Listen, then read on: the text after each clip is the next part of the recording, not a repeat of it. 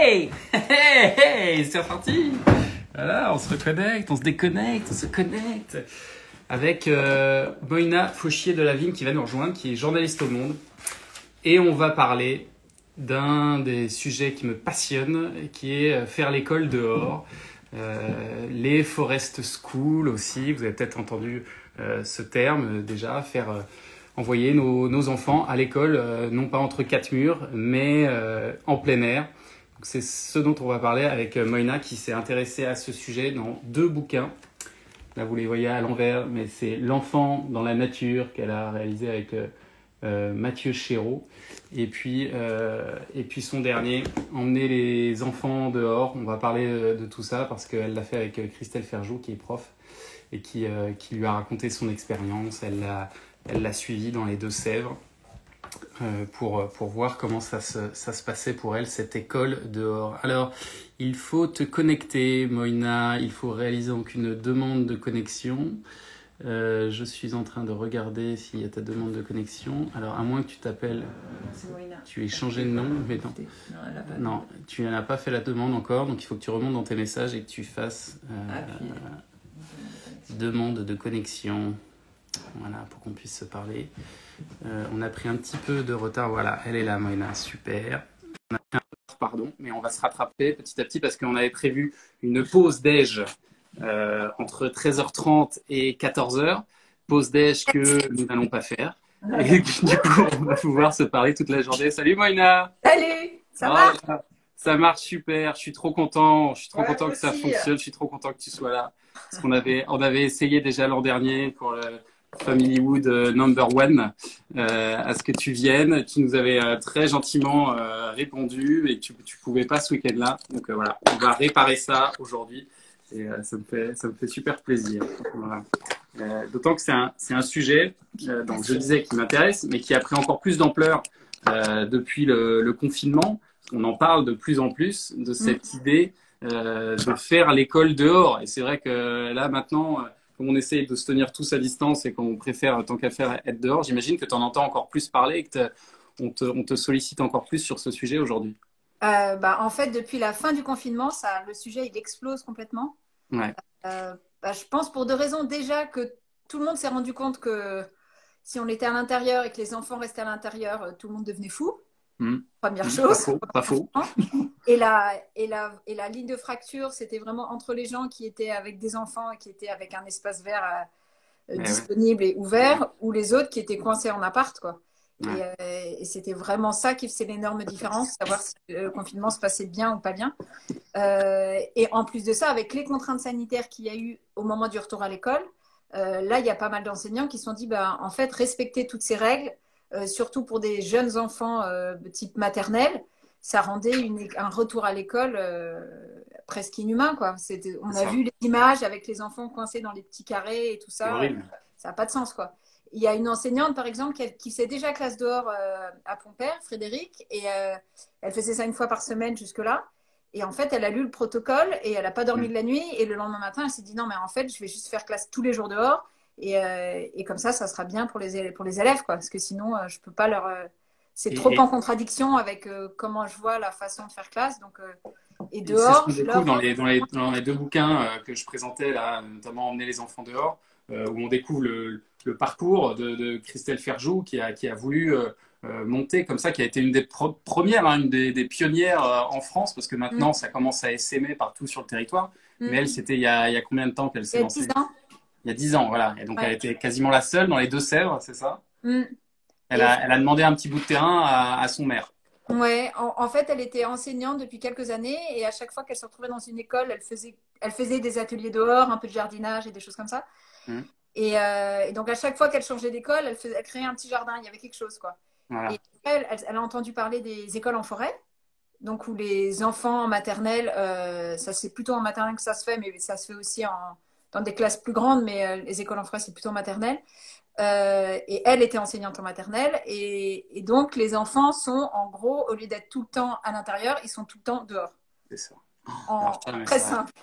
Non, mais ça paraît fou en France parce que c'est vraiment pas dans notre culture. Mais au Danemark, par exemple, il y a 20% des moins de 6 ans, tu donnes ce chiffre, hein, 20% des moins de 6 ans qui passent 20%, toute leur journée ouais, dehors, c'est ça? 20% des écoles. Donc ça fait moins de 20%, peut-être ça fait 10% parce que les écoles en général sont Ouais, plus petites, mais c'est pas anodin et surtout c'est des écoles tout à fait normales et c'est quelque chose qui est pas du tout remis en question parce que ça fait 50 ans que ça existe et on voit que les enfants n'ont pas de soucis à l'école après, au contraire. Et donc ouais. c'est quelque chose qui est devenu complètement mainstream, quoi. Même si c'est pas tous qui le font, c'est quelque chose qui est tout à fait normal. Mm. Et en Allemagne, par exemple, ça c'est un peu plus récent qu'au Danemark. Ça fait une vingtaine d'années qu'il y en a de plus en plus, mais là, il y en a déjà, il y en a plusieurs milliers maintenant et ça se développe vraiment assez rapidement là-bas. C'est le pays où il y en a le plus maintenant en Europe. En Angleterre aussi. En Angleterre aussi, il y en a. Et en Angleterre, ce qui est intéressant, c'est pas juste les écoles en forêt pour les maternelles, c'est aussi que cette notion de besoin de dehors et d'intérêt d'apprendre à l'extérieur aussi, et que les apprentissages ne se fassent pas que à l'intérieur d'une salle de classe et que, en général, assis, comme en France. Parce qu'en Mm. France, on est à l'intérieur, mais on est aussi très assis, très statique. C'est ça. Bouge Donc il y a pas. ça qui bosse et on coupe et le Ouais, reste, c'est comme si ça n'existait pas. Alors qu'en ouais. fait, pour apprendre, c'est intéressant aussi d'apprendre en mouvement, c'est aussi intéressant d'utiliser l'environnement pour apprendre. Et donc, par exemple, en Angleterre, je ne sais pas, mais en Écosse, par exemple, le programme pour les élèves de 3 à 18 ans, on considère que les apprentissages à l'extérieur sont quelque chose d'utile. Donc, on va former des enseignants pour qu'ils varient les espaces d'apprentissage. Et ça, c'est vraiment à tous les âges que c'est pris en compte. Alors qu'en France, tu donnes ce chiffre qui, moi, enfin, ça m'a vraiment surpris de lire ça. Tu nous dis, il y a un enfant sur deux qui ne met jamais le nez dehors. Jamais dans la semaine. Oui, et il y a aussi, et à côté de ça, à peu près tous les enfants sont sur des écrans, là, comme nous, Ouais, ouais, plusieurs heures par jour. ouais. 2h30 pour les enfants de 4 à 6 ans, 2h30 par jour. Et ça, Ouais, c'était en 2015, ce chiffre-là. Donc, ça a dû ça, encore augmenter ça depuis. augmente tous les ans. Tous les ans, ça augmente, et tous les ans, l'âge aussi descend. Parce que ça, c'est les enfants plus jeunes aussi, on n'a pas de chiffres, mais les enfants plus jeunes aussi, ils sont devant les écrans. Et en fait, ce temps devant les écrans, c'est un temps où l'enfant est immobile et où l'enfant n'est pas en train de développer ses cinq sens. Hmm. Et pour habiter le monde, pour que le monde fasse sens, au sens littéral, il faut l'appréhender, pas juste avec la vue, mais aussi par le toucher, par l'odorat, par le mouvement. Et ça, c'est essentiel pour qu'un enfant se développe, même un tout jeune enfant. Et donc, lui offrir. Et en fait, ce qui se passe, c'est c'est même pas qu'on fait exprès, c'est pas quelque chose qui a été voulu, mais en fait, le fait que les enfants soient rentrés à l'intérieur en quelques décennies et qu'ils ne soient plus en liberté à l'extérieur dans un espace de nature ou même un espace où il n'y a pas Hmm. beaucoup de nature, mais en tout cas à l'extérieur avec une marge de manœuvre où ils peuvent jouer, euh, ça veut dire on appauvrit, appauvrit leur monde et C'est on ça. appauvrit Hmm. leur perception du monde. Et ce que tu Et racontes, c'est que ça part d'une crainte, en fait. Alors, il y a certes les écrans, mais il y a aussi nous, parents, qui avons ce besoin de contrôler davantage leurs mouvements, de les surveiller en permanence. Et ouais, on est dans une société qui est beaucoup plus flippée aussi, hein. ouais, complètement. On a Voire peur. parano, c'est ce que tu dis. Ouais, oui, on a peur. Je pense que effectivement, nous, parents, il faut qu'on lutte contre ça. Hmm. Mais c'est aussi quelque chose qui est plus vaste parce que les enseignants aussi, ils ont plus peur parce qu'il y a la responsabilité juridique, dont c'est aussi les lois qui peuvent évoluer pour que Ouais. les parents, pour que les enseignants aient moins peur et que les parents aussi aient moins peur, que tout le monde ait moins peur. Et, et ce qui est intéressant, c'est de se rendre compte que, en fait, notre vision du risque et notre vision du risque où on se dit, il faut absolument les protéger au maximum. Ouais. En fait, en voulant les protéger au maximum, au final, c'est dangereux parce que on les prive de beaucoup, beaucoup de choses et on les prive de cet apprentissage du risque qu'il faut qu'ils fassent. Parce qu'une personne adulte, elle doit pouvoir faire des choix et appréhender le risque. Et ça, on En fait, l'apprend au fur et à mesure. on met la sécurité devant la santé, quoi. C'est ce que tu dis. Bah, Parce que c'est c'est la bon pour sa sécurité santé d'être maximum. dehors, quoi. Ouais. La sécurité, si la sécurité est maximum, si on cherche le risque zéro, c'est pas bon pour la santé. Ouais. Alors que chercher, effectivement, personne n'a envie que son enfant meure et c'est normal et c'est sain de ne pas vouloir que son enfant meure. Mais, par contre, et effectivement, il ne faut pas qu'il soit renversé par une voiture, mais qu'il tombe dans l'herbe, c'est pas grave. Il Ouais. faut pouvoir le laisser tomber dans l'herbe parce que c'est comme ça qu'il va apprendre. Comme un enfant, on le laisse au début, quand il apprend à marcher, on le laisse, il va tomber et c'est comme ça qu'il va apprendre. Donc, un Et peu du plus coup, tard, après la marche, il faut lui laisser aussi un peu de marge. comment ça marche pour Christelle Ferjou, justement, dont tu nous parles dans ton bouquin? Parce que j'imagine qu'elle a eu ses craintes de parents au départ. J'ai vu aussi passer un message disant oui, il faut prévenir les parents que les enfants vont revenir tout dégueux à la maison. Euh, Ouais, il y a forcément cette peur-là au départ. Ce ouais. qu'elle a fait pour justement convaincre les parents et lever les doutes? Mm, alors, effectivement, et Christelle et d'autres enseignants avec qui j'ai discuté ont peur des parents, ou avaient peur des Pour les parents parents. Ouais, a priori, ouais. en se disant, oulala, les parents, ils vont pas être contents, ils vont avoir peur, ils vont trouver que les enfants sont sales, etc., etc., ou ils vont carrément bloquer.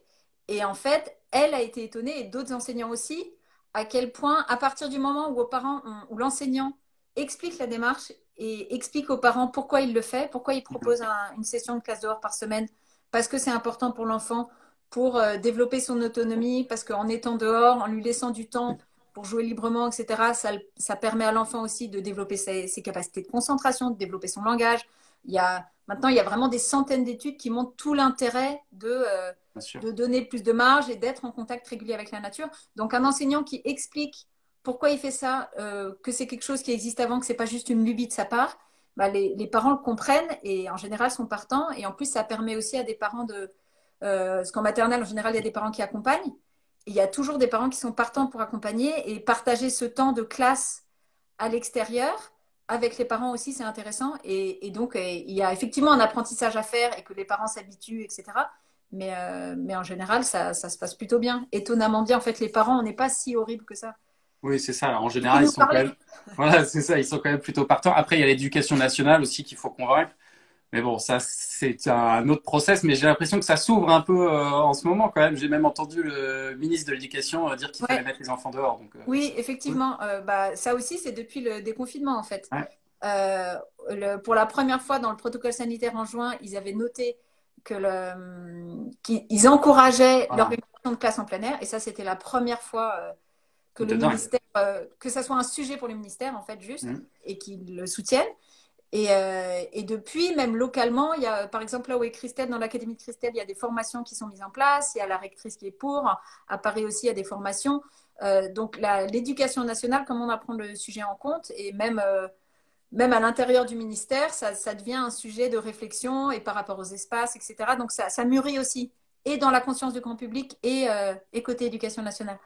Et autre crainte qu'on peut avoir, c'est mes enfants vont pas apprendre grand-chose. C'est important qu'ils fassent des maths, qu'ils fassent du français, qu'ils fassent tout ça, qu'ils fassent de l'anglais. Euh, Du chinois. on apprend tout aussi bien. C'est ça ce qu'on découvre aussi dans ce bouquin. Ouais, ce qui est intéressant, c'est que enfin, faire classe dehors, alors si je me cantonne au maternel, mais même côté élémentaire, Ouais. euh, on peut faire classe dehors de différentes façons. On peut faire classe dehors de façon quasiment comme la classe à l'intérieur, mais on peut aussi faire classe dehors en laissant plus de marge de manœuvre et en laissant plus de temps aux enfants. Ça aussi, c'est intéressant. Mais mais il y a plusieurs études qui ont été faites et qui ont montré que, quelle que soit la façon dont on fasse classe dehors, en tout cas, c'est intéressant pour les enfants et pour la réussite scolaire, c'est intéressant. C'est pas juste, j'allais dire, c'est pas juste pour tout le reste, mais il y a aussi tout le reste et Mm. qui est aussi assez important. Et même la première chose que je trouve très frappante, c'est de se dire que euh, tous les enseignants qui font classe dehors comme ça, ils se rendent compte à quel point bah, tous les enfants veulent aller en classe quand la classe se passe dehors. Et donc déjà rien que ça, Ça, c'est c'est déjà un bel énorme. avantage. Ouais, Parce que c'est énorme. si tous les enfin la maternelle, un des objectifs de la maternelle, c'est de faire aimer l'école aux enfants. Et Ouais, pour l'instant, c'est pas le cas. ouais, Il y a plein ouais. d'enfants qui aiment déjà pas l'école dès la maternelle. Parce que aussi on leur laisse plus de temps. Tu donnes l'exemple notamment d'une petite fille, je crois, qui s'appelle Lara, qui a 3 ans et qui a passé son année à creuser la terre, mais sa prof l'a laissé faire, sa maîtresse l'a laissé Ouais, faire parce que ouais, c'était son activité, son obsession, mais qu'il fallait la laisser là-dedans avant qu'elle puisse passer à autre chose. ouais. Bah, ça, c'est un exemple assez extrême et ça peut faire peur de se dire un enfant Ouais, qui creuse, il perd son temps.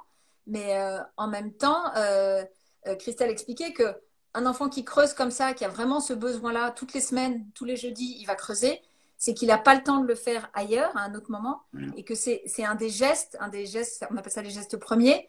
Euh, on voit l'importance des bacs à sable, c'est pas les enfants ont besoin de transvaser, c'est tous les ateliers Montessori, etc. C'est des gestes qui après préparent à la tenue du crayon, par exemple, et la motricité fine. Et si on passe pas par ces gestes-là, de donner à un enfant un crayon en maternelle, et ben peut-être que ça marchera pas parce qu'il n'aura pas assez creusé, pas assez malaxé, pas Ouais.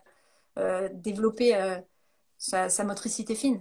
Donc c'est des étapes. Et le problème, c'est que c'est vrai qu'aujourd'hui, dans nos écoles, rien n'est fait pour ça, quoi. C'est-à-dire que quand on regarde nos cours de récré, en général, par terre, on a du goudron, tout est plat, on peut grimper nulle part. Mm.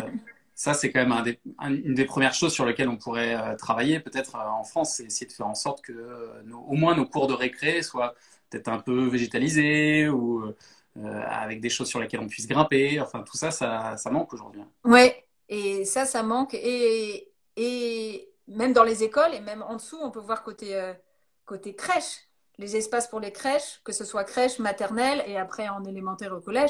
À Mm. partir du moment où, en général, on passe au CPE, il n'y a même plus de structure dans les cours de récré. Il y a juste quelques bancs et puis c'est fini, quoi. Ouais. Et effectivement, ce qui est intéressant, c'est de se dire que ces espaces, mais il faut penser ces espaces et ces espaces extérieurs dans les écoles ils pourraient tout à fait, s'ils étaient enrichis et devenaient plus riches en nature et en éléments, parce que les cours aussi, elles sont très très vides. Et les bacs à sable, en l'occurrence, dont les enfants ont absolument besoin, et ben, souvent ils disparaissent maintenant parce qu'on considère qu'ils sont trop sales. C'est pas hygiénique. Aucun enfant n'est mort à cause d'un bac à sable, quoi. Mm. Mais par contre, ils disparaissent et donc, résultat, on prive tous les enfants de cette possibilité de creuser. Et donc, on a besoin de bac à sable et on a aussi besoin qu'il y ait des pentes, qu'il y ait des choses. Même des rochers, hein. Ah Tu oui, parles d'une personne qui vient mettre des rochers directement ouais, dans les oui, cours bah oui. d'école. Et là, j'ai fait un article sur les cours de récré, mais en France, ça commence à bouger. Et même à Paris et dans d'autres villes, il y a des cours qui sont sauvages, dans le bon sens du terme. Et là, on a des petits espaces où les enfants peuvent être au calme, ils peuvent jouer, et c'est beaucoup plus intéressant, et pendant les espaces de pause, et même, ça peut devenir un espace où on peut faire classe aussi. Mm. Et puis Et là, en après, l'occurrence, avec toutes les contraintes sanitaires, de pouvoir faire classe dehors dans c'est un ça. espace qui est plus adapté, c'est doublement intéressant parce que on a moins de risques de contamination, le virus circule moins, etc. Donc c'est Parce que ce qui est dingue, c'est qu'aujourd'hui, on apprend beaucoup plus à nos enfants. Par exemple, moi, le mien, il est allé 2 ou 3 fois au musée l'an dernier. Alors, il a fait une demi-heure de car pour y aller avec toute son école. Alors qu'à 5-10 minutes d'ici, il y a une forêt où il pourrait aller et passer du temps. Mais en fait, ça, j'ai l'impression qu'il y a aussi une peur peut-être des profs, hein, de certains en tout cas, qui ont l'angoisse peut-être de perdre des enfants. Ou, voilà, je ne sais pas quels sont les freins, mais en tout cas, ils ont l'air d'être nombreux quand même pour que ça bouge, quoi. bah, je pense que effectivement ils ont peur. Enfin, je pense qu'il y a de la peur et qu'il y Mm. a aussi c'est pour ça que je trouvais ça important d'écrire ce livre et de raconter l'histoire que Christelle Ferjou raconte son histoire de. Elle avait peur d'ailleurs au début, hein, elle comptait tout le temps les enfants. Elle, non, parce qu'elle avait un peu l'habitude, mais la plupart des enfants, la plupart des enseignants, Comme en ça, ouais. général, ouais, ont assez Ouais. peur de ça. Elle fait un peu plus confiance, mais en général, ça vient avec le temps. Mais Ça veut dire après, qu'elle en perd de vue parfois, elle perd des enfants de vue, ça explique euh, pas. bah, en fait, c'est pas nécessaire d'avoir tout le temps les enfants sous les Sous yeux. les yeux. Ouais. Et en fait, surveiller un enfant non-stop, c'est-à-dire qu'il n'y a aucun moment où l'enfant est dans un endroit où il peut être un petit peu dans son espace, un peu d'intimité. En fait, c'est aussi un besoin des enfants, l'intimité. Mm. Et ça, il faudrait qu'on puisse le respecter, mais c'est très difficile à faire avancer. Mais je pense que le fait de ne pas aller dans la forêt juste à côté, c'est pas juste que ça fait peur, c'est que on ne prend pas en considération ce besoin de nature et on ne prend pas en considération que aller dans la forêt pour faire classe, ça pourrait être quelque chose d'intéressant pour les enfants. Mm. Parce que c'est pas la culture, donc c'est pas intéressant. Mais en Et fait, il puis, faut, il faut les deux, quoi. oui, c'est ce que nous dit aussi maîtresse écolo, quoi. Il y a le côté aussi extraordinaire que l'on souhaite apporter aux enfants. Sortir à 10 minutes paraît tellement à portée de tous qu'on n'y pense pas forcément. On se dit que ce ne sera pas une découverte. Ou peut-être qu'on n'a pas l'idée, même, on ne sait pas ce qu'on leur fera faire sur place. Et ça peut être une crainte aussi. Ouais. Oui, oui, parce que c'est une façon de faire différente, donc c'est pas obligatoirement évident d'oser sortir, en fait. Et Mais alors, qu'est-ce qu'ils font toute la journée, ces enfants, à part la petite Lara qui creuse toute la journée? Les elle n'a autres, tu pas les as creusé vus 7 jours faire sur quoi, 7. du coup?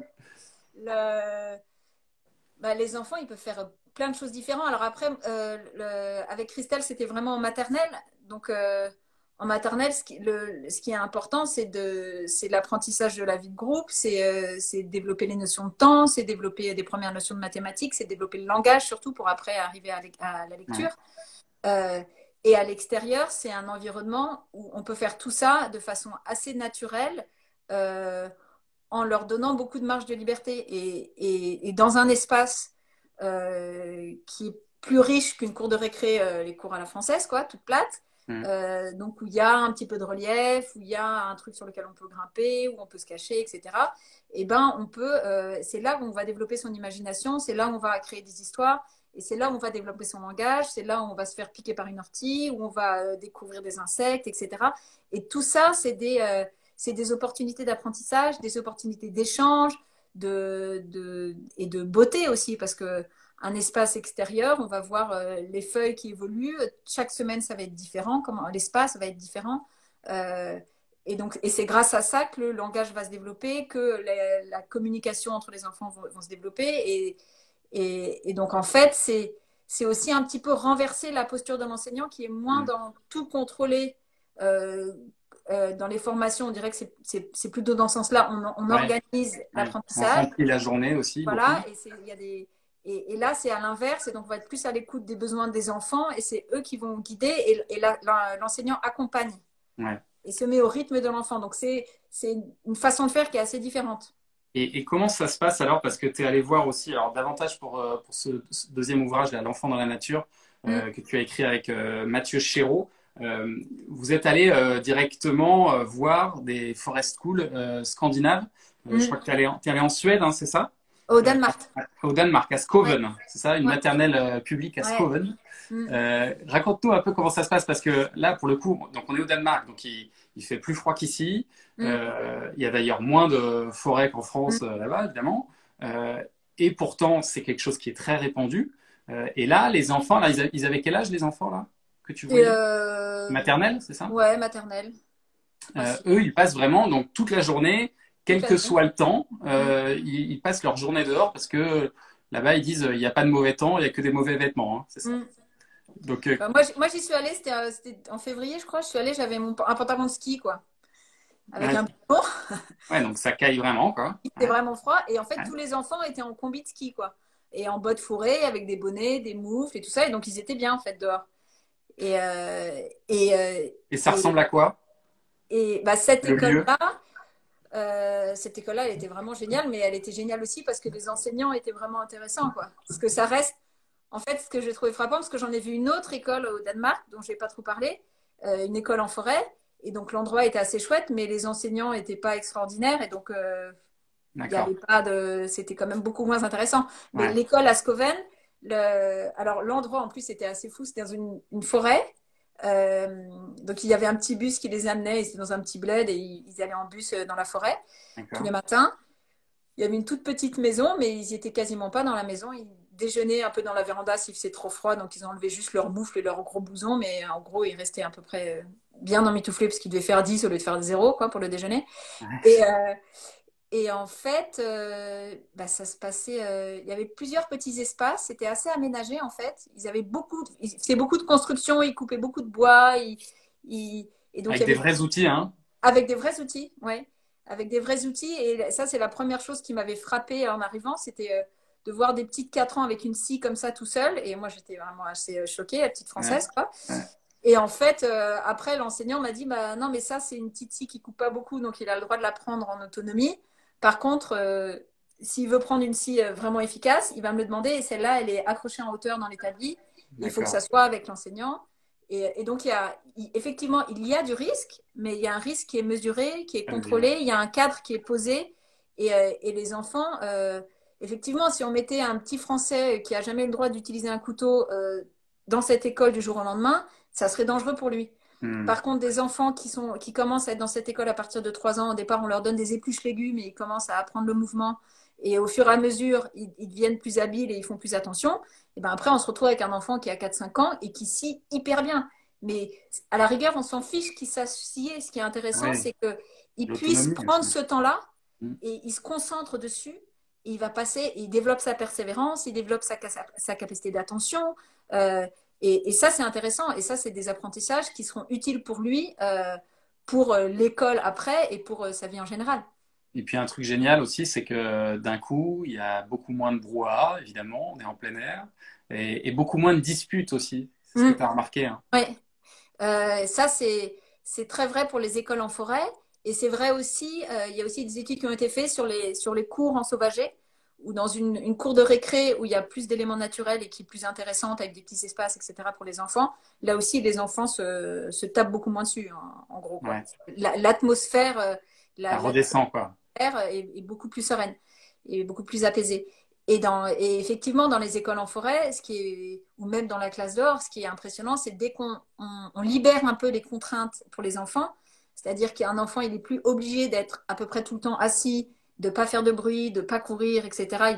En fait, il a beaucoup, beaucoup de contraintes et il doit supporter tout ça. Et en plus, dans un espace qui est assez restreint, parce qu'à l'intérieur d'une classe, en général, les classes, il n'y a pas beaucoup d'espace non plus, quoi. Et dès qu'on va à l'extérieur, on a plus de place. Donc, le bruit, c'est plus un problème. Donc, aussi pour l'enseignant, il y a beaucoup moins de stress pour lui parce qu'il n'a plus à supporter le brouhaha qu'il peut avoir dans une classe avec 20 enfants, 30 enfants. Et ce qui est intéressant, c'est aussi dans l'autre sens, les enfants, ils ne sont pas obligés d'être tout le temps silencieux. Et donc, par exemple, le petit garçon qui scie du bois, à un moment, il était en train de faire semblant de couper un arbre avec une tronçonneuse. Donc, il faisait beaucoup de bruit, mais il était à 30 mètres avec un autre copain et ça dérangeait absolument personne. Et on ne disait pas que c'était un enfant à problème. Il faisait semblant de couper à la tronçonneuse, une fausse tronçonneuse. Hein. Il faisait semblant de couper un arbre, c'est tout. Il n'y avait pas de sujet, quoi. Ouais, c'est génial. Et tu les as sentis heureux, j'imagine, les enfants là-bas? Ah oui, ils étaient bien. Ouais. Ils étaient très bien. Et ils étaient chacun dans leur espace. Il y avait... Ça fonctionnait Et il bien, paraît quoi. qu'il y a même, ouais, et le directeur me disait qu'il y a même certaines familles qui mettaient l'enfant, si c'était un enfant qui était assez difficile et tout ça, pour qui c'était compliqué, ils mettraient plutôt dans une école comme ça, où il y a un espace à l'extérieur et tout ça, pour l'aider à trouver sa place dans le groupe et à... Oui, c'est ça. C'est ce que tu as remarqué aussi, que c'était beaucoup plus approprié, enfin encore plus approprié et encore plus bénéfique aux enfants qui justement ont du mal avec l'école et avec lesquels ça se passe pas toujours bien à l'école. Là, les bénéfices sont assez spectaculaires en général quand on les met dehors, quoi. Oui, des enfants perturbateurs, ceux qui auront plus de chances d'être en échec scolaire, grâce à l'école, grâce à la classe dehors, ou grâce à l'école en forêt. C'est vraiment une façon de rendre l'école plus inclusive. Et ça, et pour moi, c'est un élément essentiel dans l'école en France, où on sait qu'en France, on est un des pays développés avec l'école la plus inégalitaire au monde. Et ça, il faut qu'on arrive à faire évoluer ça. Et si ça peut permettre aux élèves qui ont plus de difficultés de rentrer, de se faire une place dans la classe et d'être acceptés par l'enseignant, par les autres élèves, etc. Et de pas avoir directement ce qu'on étiquette dès 4 ans, quoi. Parce qu'en maternelle, il y a des élèves qui sont déjà vus comme des élèves à problème, alors qu'ils n'ont même pas commencé à écrire, quoi. Donc, Bon, ça donne envie, je pense à plein de gens, là, à plein de parents qui t'écoutent, de se dire si seulement je pouvais être dans une école comme ça. C'est encore très rare en France, je crois il y en a quoi, une ou deux comme ça, des vraies écoles en forêt toute la journée. alors, je ne peux pas dire exactement. Il y en a qui se revendiquent d'écoles en forêt. Il y en a, je pense qu'il y en a un peu plus que 2 maintenant. Il y en a peut-être une petite dizaine, je ne sais pas exactement. Ça va plutôt être des écoles privées. Après, il y a pas mal d'écoles alternatives où ils sont beaucoup à l'extérieur, etc. Et après, maintenant, il y a des enseignants comme Christelle Ferjou qui font classe dehors régulièrement. Maintenant, il y en a, je pense, plusieurs centaines. Je n'ai pas de chiffre exact, mais ça se développe vraiment beaucoup. Et ça va se développer de plus en plus vite, forcément. Oui, après, c'est sûr que ce n'est pas la majorité encore, mais on espère que ça le deviendra. Mais après, ce qui est intéressant de se dire, moi, mes enfants, ils sont pas dans des écoles comme ça, ils n'ont pas classe dehors, mais on peut aussi se dire, si on se dit si on est convaincu que nos enfants ont besoin de ça pour bien grandir et pour être bien et pour profiter de la vie, en gros, c'est aussi à nous, parents, quand on peut, de se dire, bon, bah, on va essayer de passer au square ou aller à la forêt à côté un week-end ou quoi, et d'essayer de faire ça régulièrement et d'essayer de se dire, faudrait peut-être qu'il ait un peu moins d'activité, mais qu'il ait un petit peu plus de temps libre pour jouer, éventuellement pour jouer dehors. C'est d'accepter un peu le risque et d'accepter et de se dire, ok, moi ça me fait peur, mais peut-être que lui c'est intéressant. Et voilà. C'est bon Donc, pour lui. voilà, on peut en parler à nos enseignants, aux enseignants de nos enfants, et avec un peu de chance, ils vont se dire, ah bah tiens, pourquoi pas. Je vois quelqu'un qui dit aussi, il faut peut-être leur offrir tes livres. aux enseignants. Donc voilà, ça peut être une solution. Ils sont là, effectivement. Pas bien curieux hein, pour le lire, mais. Ouais, ouais, voilà. Alors, mais j'y ai pensé, figure-toi. Je me suis dit, tiens, Ouais. j'aimerais bien le filer à la prof d'Edgar, notamment, qui nous disait en début d'année, bah non, on va pas pouvoir les emmener dehors cette année, ça va pas être possible, les sorties, c'est très compliqué. Et je les comprends aussi. J'ai vu Ouais. une maîtresse qui nous disait, bah oui, moi j'aimerais bien les emmener davantage dehors, mais je me retrouve face à l'administration et ses complexités et c'est trop compliqué aujourd'hui. Donc c'est bien déjà ce que tu nous as dit, que visiblement le gouvernement, enfin en tout cas qu'il y ait une prise de conscience Ouais. du ministère de l'Éducation là cette année au moins. Peut-être ce sera un des effets bénéfiques du Covid, Mm. de dire bah voilà il faut mettre davantage les enfants dehors. Après il faut que ça, voilà, faut que ça suive dans l'administration et peut-être que petit à petit ça deviendra plus simple aussi pour les Mm. profs parce que c'est vrai que c'est pas forcément simple pour eux Bah, quoi. ça fait peur. Ça leur Ça fait fait peur peur. d'aller dehors. Ça fait peur. Et pourtant, c'est extrêmement nécessaire aux enfants. Et je vous invite, si vous n'en êtes pas encore totalement convaincu, à lire les bouquins de Moïna. Merci mille fois, Moïna, d'avoir été avec nous De rien, avec aujourd'hui. plaisir. C'est un bonheur de t'avoir eu avec nous. Et c'est un sujet, je pense, d'avenir. Donc voilà, c'était important qu'on en parle avec toi. Merci mille fois. De rien, au revoir. À bientôt, Moïna. Salut. Au revoir. Alors, Moïna s'en va et dans quelques minutes, on va faire une toute petite pause là allez, peut-être 10 minutes. On va se retrouver avec Marie des petits écolos. Alors, pour ceux qui étaient venus l'an dernier à la première de Family Wood qui s'est passée à la Fondation Good Planet, la Fondation Diane Arthus Bertrand. On avait passé un moment magique avec Marie. On avait fait une conférence sur le zéro déchet. Et voilà, vous allez vous en rendre compte très vite. C'est une personnalité, Marie. C'est une personne que j'adore, en tout cas, qui a cette faculté de vous donner envie de changer concrètement, voilà, dans notre vie quotidienne, tout ce qu'on peut faire pour essayer d'alléger un peu nos poubelles et puis de réussir plus globalement notre transition écologique. Elle n'est pas donneuse de leçons. C'est d'ailleurs une de ses forces. Elle nous raconte son parcours. Elle vient du Nord. Elle est directrice d'école. Elle est devenue directrice d'école. Et puis son mari est enseignant également. Et voilà, avec sa famille, avec ses 3 enfants, puisqu'elle a aussi des jumeaux parmi les 3. Eh bien, ça a été voilà, un coup de tonnerre dans sa vie quand elle a eu ses enfants. Elle s'est dit, il faut absolument que je change ma façon de consommer et que je change pour eux, notamment pour leur avenir. Voilà. Donc elle va nous raconter ça dans un instant, dans quelques minutes. On se retrouve sur ce même compte. À tout à l'heure, à tout de suite. Nous, on va faire une petite pause déj de 7 minutes. C'est parti.